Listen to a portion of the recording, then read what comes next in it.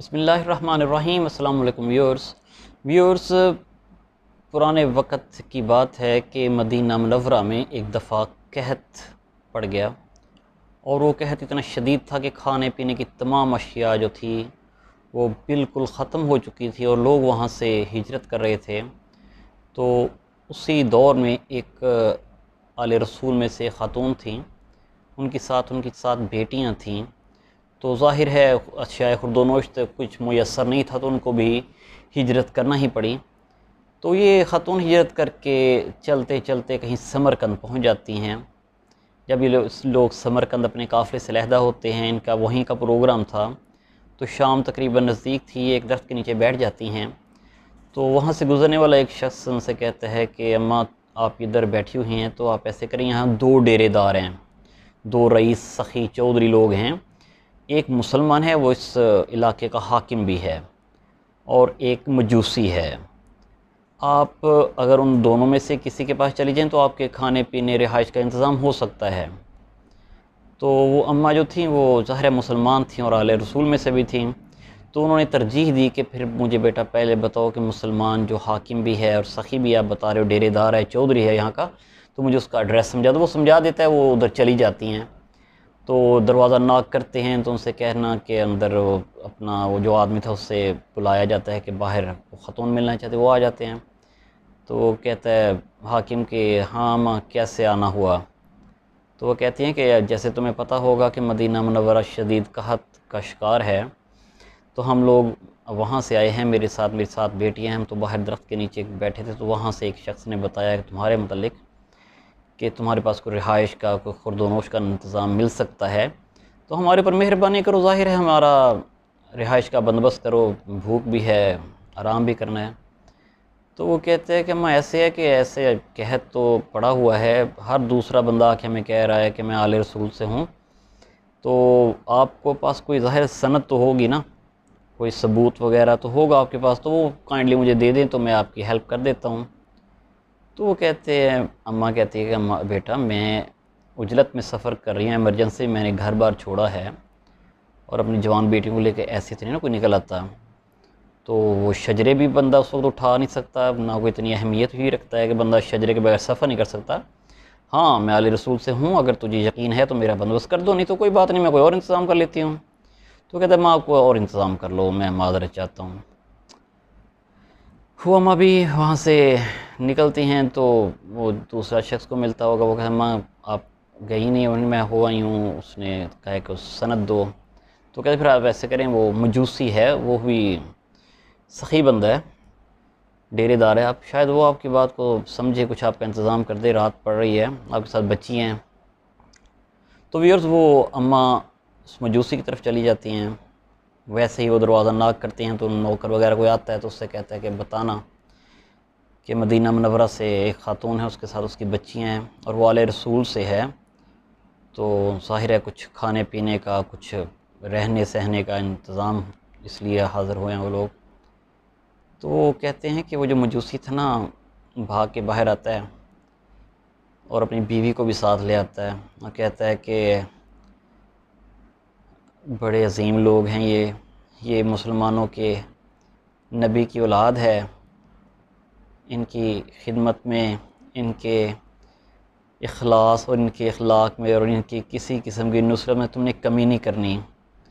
اور وہ ان سے کہتا ہے کہ ہمارا سارا گھر حاضر ہے، آپ میری بھی اماں ہو، یہ میری بہنیں ہیں، جس کمرے میں آپ کا دل کرتا ہے رہیں، جہاں سے جو حاصل کرنا ہے حاصل کریں، جو کھانا ہے حکم کریں، آپ بس میرے گھر میں آ جاؤ، میرے پاس رہ لو۔ اس کو ایسی عقیدت تھی، بہت کاغذی کاروائی نہیں ہوئی ہوگی ابھی، کہ وہ اس کے دل میں اللہ کے نبی کا اتنا مقام تھا اور اس کے آل کے لیے اتنی گنجائش تھی۔ تو وہ اماں چلی جاتی ہیں اندر، کچھ کمرے میں کھانے پینے کا انتظام ہوتا ہے، کوئی کپڑے لتے کا انتظام ہوتا ہے، پھر ادھر ریسٹ کر لیتی ہیں، رات پڑ جاتی ہے، سو جاتے ہیں۔ اب یہ لوگ صبح جب بیدار ہوتے ہیں تو دروازہ بہت زور سے، بہت شدت کے ساتھ، جیسے کوئی آفت آ چکی ہوتی ہے، باہر بہت زور سے ناک ہوتا ہے، کوئی دروازہ کھٹکھٹا رہا تھا بے صبری کے ساتھ۔ تو وہ مجوسی خود نا بڑے غصے میں آتا ہے کہ نوکر دروازہ کھولنا، وہ خود باہر جاتا ہے۔ وہ دیکھتا ہے کہ اس شہر کا جو حاکم تھا، جس کے اوپر وہ اماں جس کے پاس پہلے گئی تھیں، दूसری ना सर पे वो पुराने लोग सर पे ज़रूर दस्तार बांधते थे, पग जिसे हम पंजाबी में कहते थे, कुछ ना कुछ होता था उसके सर पे, कुछ नहीं, पाँव में कुछ नहीं, बड़ी उजलत में, बड़ी परेशानी में, बड़े गुस्से में आया है। कहता है कि तुम्हारे पास जो फैमिली कल रात को आई हुई है वो मेरे हवाले कर दो। वो शख्स कहता है कि मैंने उसको पनाह दी हुई है, वो मजूसी। हाकिम से कहता है कि बात सुनो, मैंने उस फैमिली को, उस ख़ानदान को पनाह दी हुई है, तुम इस मामले में ना आओ। वो कहता है, हुक्मरान जो था उस शहर का मुसलमान, वो कहता है मजूसी बात सुन, वो मुसलमान हैं, वो आले रसूल से हैं, उनके ऊपर मेरा हक़ है, मैं मुसलमान हूँ, वो मेरे हवाले करो। तो वो कहता है कि वो मेरी पनाह में हैं, मैं वो तुम्हें नहीं दे सकता। तो नहीं, मैं लेके जाऊंगा।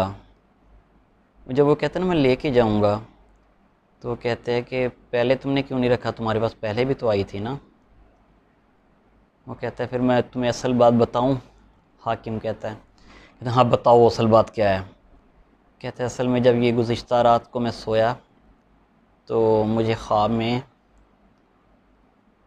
नबी अकरम सल्लल्लाहु अलैहि वसल्लम तशरीफ़ लाए और उन्होंने मुझसे कहा कि वो जो सामने सोने चांदी हीरे जवाहरात से तैयार हुआ महल है ना, वो एक मुसलमान के लिए है। तो मैंने कहा आका मेरे प्यारे नबी मैं मुसलमान हूँ। तो मेरे नबी ने कहा कि तू मुसलमान है। मैंने कहा हाँ मैं मुसलमान हूँ। तो कहते हैं फिर तो कुछ सनद तो होगी ना तुम्हारे पास, कुछ सबूत, कुछ शहादत तो होगी ना तुम्हारे पास, तो वो मुझे दे दो। तो मैं समझ गया कि उनका इशारा किस तरफ था। तो जब मैं नबी को कि उसी के वजह से तो कोई मुसलमान उसको क्या मैं सबूत दे सकता हूँ उनको। तो मैं तो इसलिए भागा आया हूँ, जो ही मेरी आंख बेदार हुआ हूँ तो भाग आया हूँ। तो मेहरबानी करो वो ख़ानदान मेरे हवाले कर दो। तो मुझे उसी कहता है कि बात सुन, तो पूरा ख्वाब क्यों नहीं देख सका। कहते क्या मतलब। कहते हैं मैं भी उधर ही था जब अल्लाह के नबी तुझे कह रहे थे ना कि तू सबूत दे, सनद दे कि तू मुसलमान है, तो मैं उधर ही खड़ा था। सुबह उठकर मैंने, मेरी पूरे ख़ानदान ने, अपने जो तुम्हारे नबी थे वो मेरे नबी हैं, मैंने उनका कलमा पढ़ लिया है, अल्हम्दुलिल्लाह हम सब मुसलमान हैं। तो इस्लाम तो बेस ही गैब के ईमान पे करता है, ये बिन देखे के सौदे हैं, ये देख के नहीं होते।